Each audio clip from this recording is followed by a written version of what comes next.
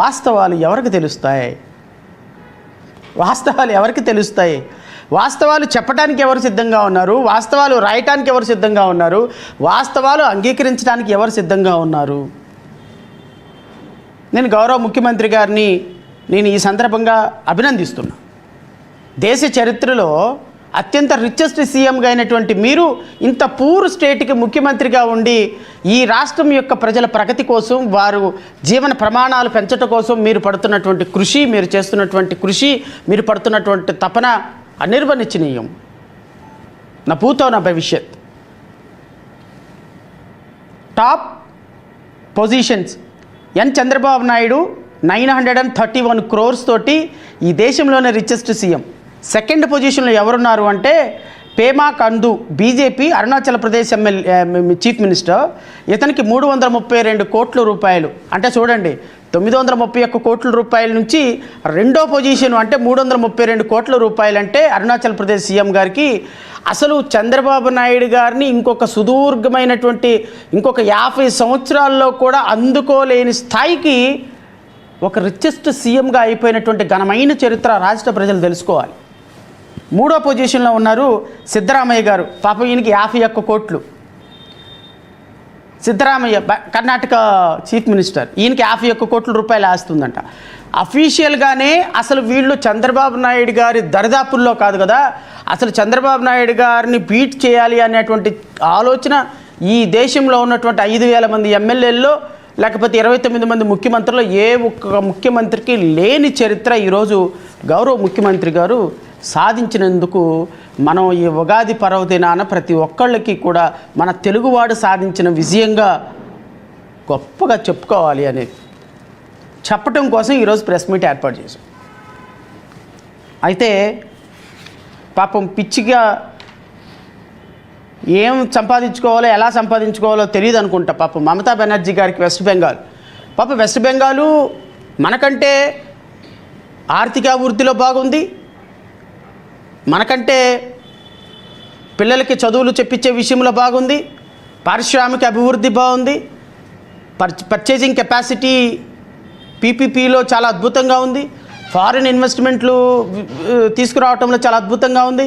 ఇంత వాటిల్లో ఉన్నటువంటి గొప్పగా ఆంధ్రప్రదేశ్ రాష్ట్రం కంటే చాలా గొప్పగా ఉన్నటువంటి రాష్ట్ర ముఖ్యమంత్రి యొక్క ఆస్తులు 15 లక్షల రూపాయలు. పాపం ఆవిడ ఆస్తులు 15 లక్షలు. మరి చంద్రబాబు నాయుడు గారు లాంటి ఆలోచన, చంద్రబాబు నాయుడు గారు లాంటి చాకచక్యం ఆమెకు తెలియదేమో, నాకైతే తెలియదు. కానీ 15 లక్షల రూపాయలు అంటే సుమారుగా రమారమి 931 కోట్ల రూపాయలు ఆస్తులు సంపాదించినటువంటి ముఖ్యమంత్రి గారి యొక్క తెలివితేటలు ఈ దేశంలో ఏ ముఖ్యమంత్రి గారికి దగ్గర లేవు అనేటువంటి ఒక అరుదైనటువంటి రికార్డు. ఆస్తులు పోనీ అప్పులు ఏమైనా చూపించారంటే 10 కోట్ల రూపాయల అప్పులు చూపించలేరు కాబట్టి, చూపించకపోతే బాగాది కాబట్టి ఒక 10 కోట్ల అప్పులు చూపించాడు. ఇదంతా అఫీషియలే. ఇంకా అన్అఫీషియల్ చెప్పుకుంటా పోతే ఒక 20 లక్షల కోట్ల రూపాయలు. ఏం తింటామయ్యా మనం అంటే పెరుగన్నం, నిమ్మకాయ పెద్ద. ఏం చేసుకుంటాం 20 లక్షల కోట్ల రూపాయలు? ఎంత సంపాదించాము అంటే ఇక ఈ భూమి అంతరించిపోయేంత వరకు మనం ఒక రాష్ట్రం మొత్తాన్ని పోషించగలిగినటువంటి ఆర్థిక సంపద పోషించినటువంటి ముఖ్యమంత్రి చంద్రబాబు నాయుడు గారు నీతి గురించి, నియమాల గురించి మాట్లాడుతుంటే చాలా వింతగా, కొత్తగా అనిపిస్తుంది.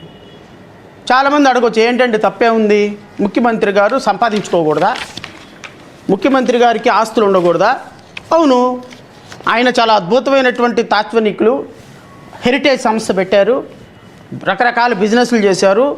వాళ్ళ అబ్బాయి అద్భుతమైనటువంటి ప్రతిభా పాఠవాలు కలిగిన వ్యక్తి, వాళ్ళ శ్రీమతి గారు హెరిటేజ్ సంస్థ నడుపుతున్నారు. మరి వాళ్ళ కోడలు కూడా చాలా అద్భుతమైనటువంటి ప్రతిభా పాఠవాలు కలిగిన, వాళ్ళ కుటుంబమే చాలా గొప్ప కుటుంబం. సో కాబట్టి వాళ్ళు ఈ విధంగా సంపాదించుకోవడంలో తప్పు లేదు కదా అని అనొచ్చు. ఎస్, కాదనటం లేదు నేను. కానీ ఇంకో అరుదైన రికార్డు సృష్టించినటువంటి దాని గురించి కూడా రాష్ట్ర ప్రజలకు చెప్పాలి. ఏంటి అరుదైన రికార్డు అంటే, ఈ దేశ చరిత్రలో నేను ఒక న్యాయవాదిగా ఉన్నాను కాబట్టి నాకు ఒక 20 సంవత్సరాల నుంచి న్యాయశాస్త్రం మీద కొద్దిగా గొప్ప అవగాహన ఉంది. ఈ దేశ చరిత్రలో అంటే 1988 నుంచి 89 నుంచి ప్రివెన్షన్ ఆఫ్ కరప్షన్ యాక్ట్ అమల్లోకి వచ్చింది. రమారమి ఒక సంవత్సరం అటు ఇటుగా. అంటే ప్రివెన్షన్ ఆఫ్ కరప్షన్ అంటే లంచాలు తీసుకునే వ్యక్తుల్ని పట్టుకునేటువంటి చట్టం. నాకు తెలిసి దేశం మొత్తంలో ఒక 4-5 లక్షల కేసులు పెట్టుంటారు ఈ ప్రివెన్షన్ ఆఫ్ కరప్షన్ వచ్చిన దగ్గర నుంచి, ప్రివెన్షన్ ఆఫ్ కరప్షన్ యాక్ట్ వచ్చిన దగ్గర నుంచి ఒక 5 లక్షల కేసులు రమారమి దేశం మొత్తంలో పెట్టుంటారు. 5 లక్షల కేసుల్లో అంటే ఈ రోజు వరకు ఇది ఒక 26 సంవత్సరాలు, అదొక 20 సంవత్సరాలు, 45 సంవత్సరాల చరిత్రలో ఒక అరుదైనటువంటి రికార్డు మన ఆంధ్రప్రదేశ్ రాష్ట్ర ఏసీబీ శాఖ సాధించింది. ఏంటి ఆ అరుదైన రికార్డు అంటే, నాకు తెలిసి 45 సంవత్సరాల ఏసీబీ చరిత్రలో 5 లక్షల కేసులు నమోదు చేసినటువంటి ఏసీబీ చరిత్రలో, దేశ చరిత్రలో మొట్టమొదటిసారిగా ఒక కేసుని మిస్టేక్ ఆఫ్ ఫ్యాక్ట్ అని ఛార్జ్ షీట్ ఫైల్ చేసిన కేసెస్లో మిస్టేక్ ఆఫ్ ఫ్యాక్ట్ అంటే అసలు ఆరోపణ లేను, మిస్టేక్ ఆఫ్ ఫ్యాక్ట్ అంటే అసలు అది లేని అభూత కల్పనతోటి కేసు కొట్టేసినటువంటి చరిత్ర 4 కేసుల్లో, గౌరవ ముఖ్యమంత్రి గారు చంద్రబాబు నాయుడు గారి కేసులో. ఒకటి స్కిల్ డెవలప్మెంట్, దీంట్లో 53 రోజుల లోపల ఉన్నారు. ఇంకోటి లిక్కర్ కుంభకోణం, 25,000 కోట్ల రూపాయల కుంభకోణం. నెంబర్ 3 రాజధాని అసైన్మెంట్ భూముల case. Number 4 inner ring road case, 21,000 కోట్ల రూపాయల. ఇది అఫీషియల్గా పట్టుకున్నదే. ఇప్పుడు ఏదైతే ఆధారాలు మన గౌరవ ముఖ్యమంత్రి గారు ఎలక్షన్ కమిషన్కి ఇచ్చినటువంటి అఫిడవిట్లో నాకు 931 కోట్ల రూపాయల ఆస్తులు ఉన్నాయని చూపించినట్టుగా, ఇవన్నీ ప్రాథమికమైనటువంటి ఆధారాలతో పట్టుకుంటే ఈ 4 కేసెస్లో గౌరవ సిఐడి డిపార్ట్మెంట్ చరిత్రలో ఎన్నడూ లేని విధంగా మిస్టేక్ ఆఫ్ ఫ్యాక్ట్ కింద కేసెస్ కొట్టివేసి, అసలు ఈ కేసెస్లో సచ్చీలుడు ఎవ్వరూ కూడా తప్పు చేయలేదని వేసినటువంటి మొట్టమొదటి చరిత్ర సాధించినటువంటి ఏసీబీ కోర్టు అది.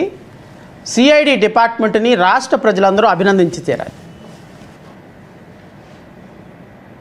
వి మస్ట్ అప్రిషియేట్.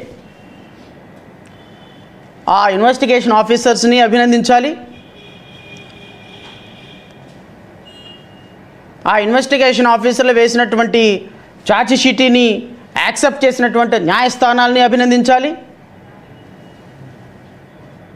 అసలు ఇవన్నీ కూడా చట్టం, న్యాయం 4 పాదాల పాటు నడుచుకొని వెళ్ళిపోతుంది, నాకేమీ సంబంధం లేదు అని ఎవరిని ఇబ్బంది పెట్టలేదు, న్యాయం తన పని తాను చేసుకుపోతుంది అని చెప్పినటువంటి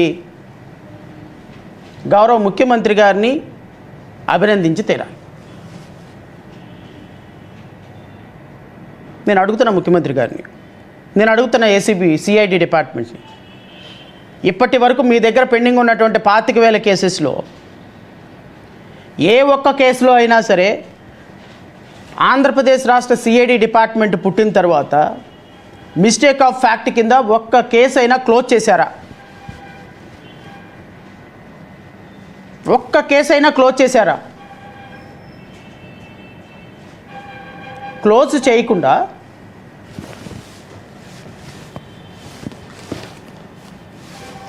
ఏ విధంగా మీరు